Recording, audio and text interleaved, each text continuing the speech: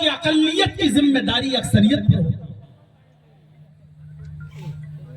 अक्सरियत पर हजरत उमर फारूक निकले, गश्त कर रहे हैं मदीने में।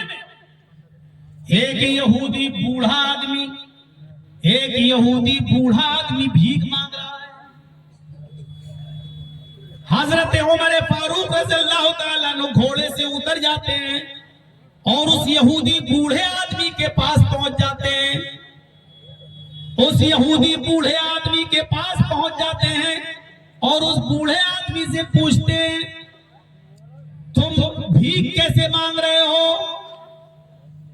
उसने कहा, अमीरुल मोमिनीन, खर्चा चलाने के लिए हमें आपके बैतुल माल से कुछ नहीं मिलता। बुढ़ापे को पहुंच चुका हूं, मुझे कुछ नहीं मिलता, उल्टा मुझे टैक्स भी देना पड़ता है, जिजिया भी देना पड़ता है।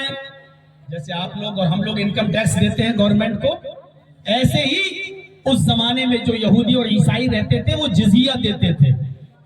भाई आप टैक्स दे रहे हैं, उसी टैक्स के पैसों से आपकी जान की और आपके माल की हिफाजत की जिम्मेदारी हुकूमत की है। हम जो गवर्नमेंट को टैक्स देते हैं, गवर्नमेंट उसी टैक्स के पैसों से हमारी हिफाजत के इंतजाम करती है। तो यही मामला उधर भी था, ये जिजिया कहलाया जाता था। जिजिया अरबी में उसको यही कहा जाता, जिजिया।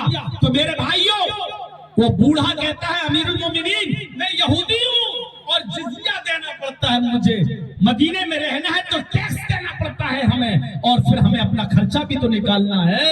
मैं यहूदी हूँ, बैतुल माल से तो हमें कुछ मिलता नहीं है, राजकोष से, फंड से तो हमें कुछ मिलता नहीं है। हजरत उमर फारूक ने उस बूढ़े को उठाया, उठो और मेरे घोड़े पर बैठ जाओ। हजरत उमर फारूक ने उसको अपने घोड़े पर बिठाकर अपने घर ले गए।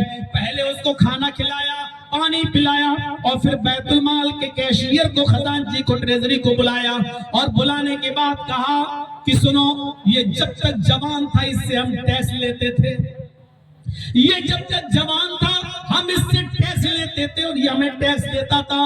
अब ये टैक्स देने की पोजीशन में नहीं, बूढ़ा हो चुका है, तो अब हमारी जिम्मेदारी है कि इसका ख्याल रखा जाए। जब तक ये जवान था इसने हमें टैक्स दिया, लेकिन